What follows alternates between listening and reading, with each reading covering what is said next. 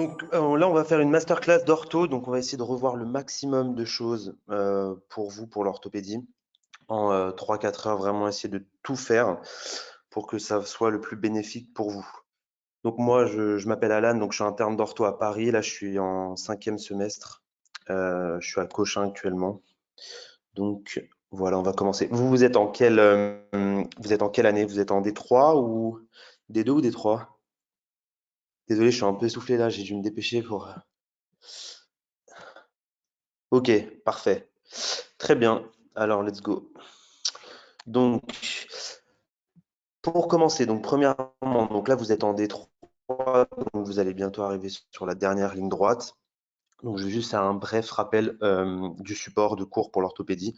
Je vous conseille fortement de télécharger sur le collège de la Softcote, je vous ai mis le lien en bas, le collège d'ortho avec les nouvelles, les rangs A et B, le nouveau référentiel qui est très bien fait.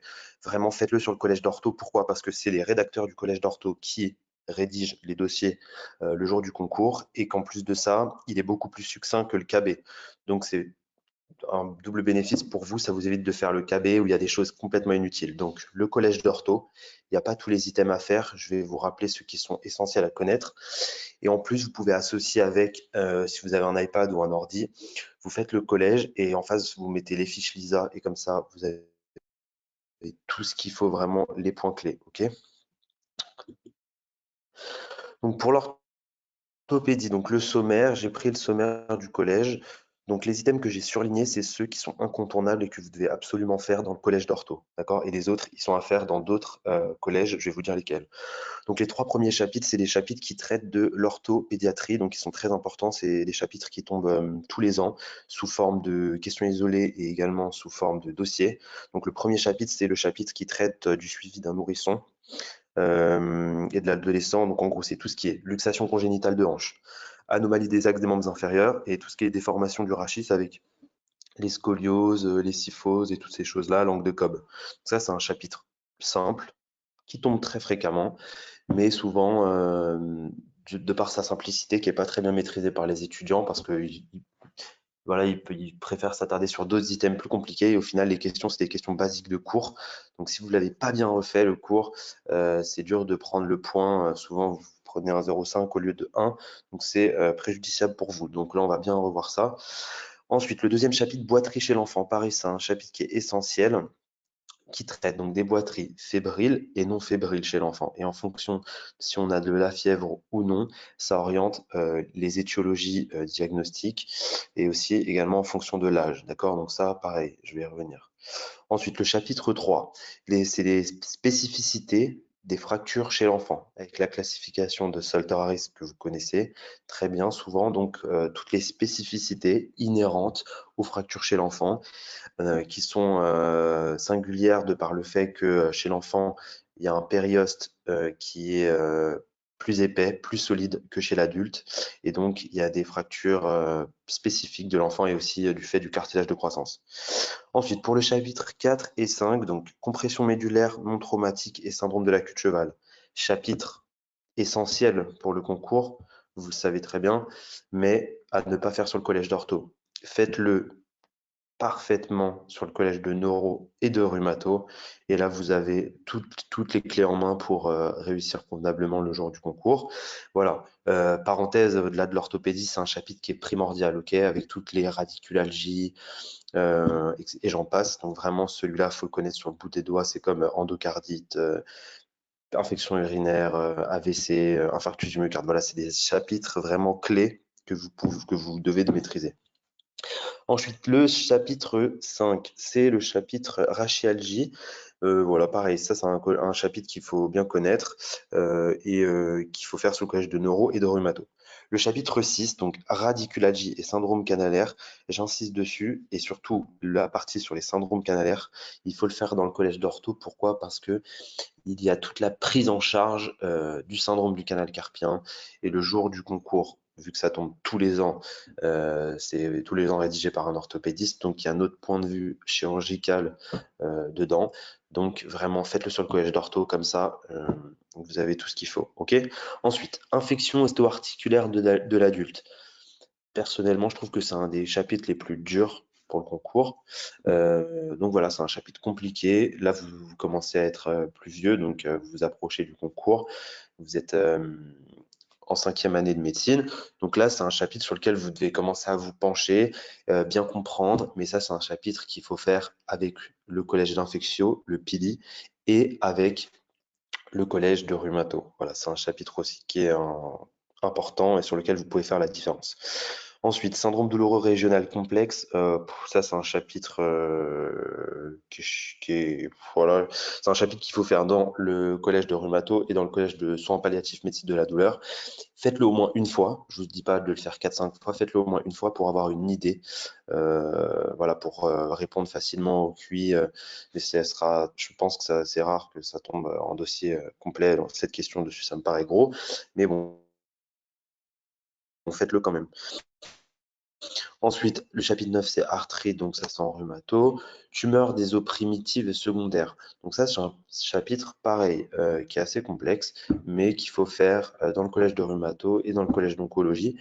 Mais surtout, ce qu'il vous demande de connaître avec la nouvelle réforme, c'est les choses de base. Et donc, de connaître les critères de malignité ou de bénignité radiographique devant une image suspecte sur une radiographie osseuse, notamment les ponts de Coleman, l'envahissement des parties molles, toutes ces choses-là, la lisse corticale, qui sont des choses qui vous orientent plutôt vers une tumeur maligne.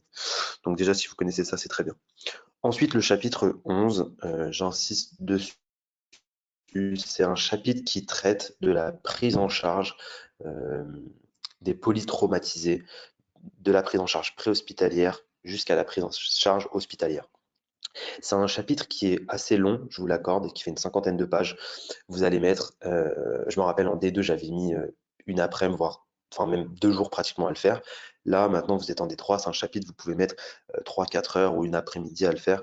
Voilà, mais il faut le faire en entier dans le collège d'ortho. Pourquoi? Parce que comme vous voyez dans le détail du chapitre ici, est-ce que vous voyez ma souris ou pas? Là, qui défile. Vous la voyez ou pas? Oui, très bien.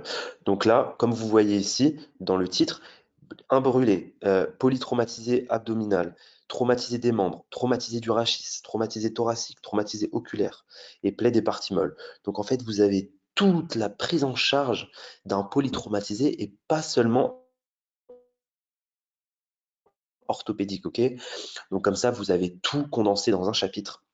Ça vous évite d'aller chercher dans le collège de Chirdige l'item traumatisé abdo, d'aller chercher dans le collège d'Uro, il y a un petit chapitre à la fin, traumatisme, hématome du rein ou de la rate, enfin des choses comme ça. Voilà. Là, vous lisez ça et vous avez tout ce qu'il faut. Ok.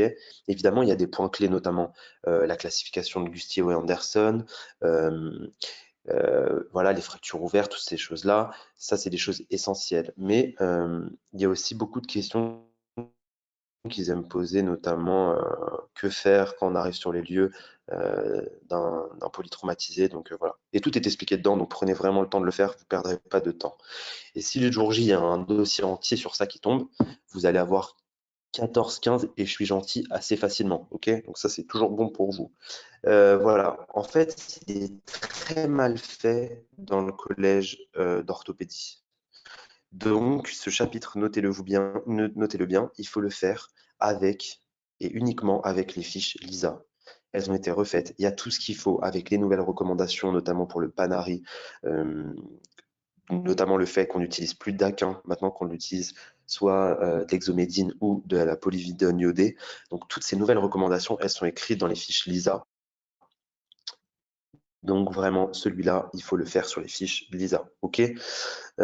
Ensuite, les chapitres suivants, c'est les chapitres principaux, je vais dire, donc c'est les lésions périarticulaires et ligamentaires du genou, de l'épaule et tous les tests, ça on va y revenir en détail. Ensuite, pour le chapitre sur les traumatismes de la cheville et notamment les fractures bimalléolaires, qu'est-ce que vous en pensez? Parce que moi, on me dit maintenant que c'est plus au programme et j'ai bien l'impression que ça ne l'est plus parce que je les ai pas, quand j'ai fait les dossiers, j'ai pas retrouvé sur les fiches LISA cet item. Donc les fractures bimalléolaires, a priori, c'est plus au programme, donc tant mieux pour vous. Voilà, Rancé, très bien. Donc Rancé, vous ne posez même pas la question. Il y a tellement de choses à apprendre. Donc voilà, si c'est rancé, basta, vous passez et vous focalisez sur les choses essentielles. Ensuite, le chapitre 19, prothèse et ostéosynthèse. C'est un chapitre assez simple qui explique les différents types de traitements qu'on peut effectuer en orthopédie et leurs complications particulières à chacun de ces traitements, d'accord? Donc c'est un chapitre simple qu'il faut faire et si vous l'avez fait, consciencieusement, vous répondrez correctement aux questions. En revanche, si vous ne le faites pas, bah, pareil, c'est un peu dur et vous allez perdre des places bêtement sur un item qui est assez simple. Chapitre 20 et 21, c'est les fractures ostéoporotiques avec les fractures de l'extrémité proximale du fémur, fracture pertrocantérienne et fracture cervicale vraie, qui sont deux entités différentes dans la même classification nosologique, donc dans les fractures de l'extrémité proximale du fémur, bien faire la différence, deux traitements différents. Ensuite, les fractures de l'extrémité inférieure du radius, item clé également, vous ne pouvez pas passer à côté, il ne faut pas perdre de points sur ça par pitié.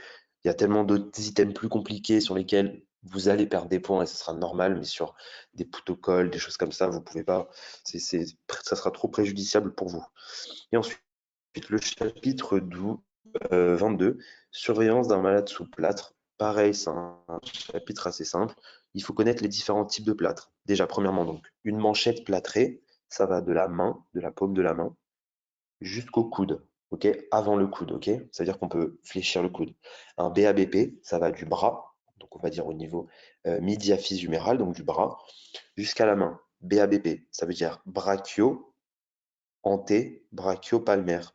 Brachio pour bras, antébrachio pour avant-bras et palmaire pour main, donc BABP. Ensuite, la botte plâtrée, ça va du pied jusqu'à 3 travers de doigts en dessous de la TTA, donc la tubérosité tibiale. Ensuite, on a le cruropédieux. Cruropédieux, ça va de la cuisse jusqu'au pied. Cruro, vous savez, comme les cruralgies, donc c'est la cuisse, de la cuisse jusqu'au pied. Et pelvipédieux, ça va du bassin jusqu'au pied. Ok, si vous connaissez ça, déjà, c'est très bien. Et ensuite, la dernière chose, c'est euh, le syndrome de compression sous plâtre que vous devez bien connaître. Dans un dossier, si vous voyez dans l'énoncé que le patient se plaint de douleurs résistantes au traitement antalgique sous un plâtre, vous retirez d'emblée le plâtre pour rechercher un syndrome de compression sous plâtre. C'est essentiel. C'est assez simple, dit comme ça, mais le jour J, avec le stress, et ils vont essayer aussi de vous emmener, de vous distraire avec d'autres petites choses dans l'énoncé, à vous faire cocher autre chose. Mais ça, c'est des pas cochés zéro, donc ce sera vraiment assez simple. Donc voilà, il faudra retirer le plâtre d'emblée. Est-ce que vous avez des questions sur les items en orthopédie? Là, c'est le moment, on a du temps, on est dimanche, tranquille. Donc là, posez-moi les questions si jamais vous avez des petites questions avant la dernière ligne droite, pour l'orthopédie, évidemment. Ok, donc si vous en avez pas, pas de problème, j'avance. Ensuite, je vais juste parler de la MPR. Pourquoi? Parce que c'est une matière qui est aussi assez discriminante, d'accord?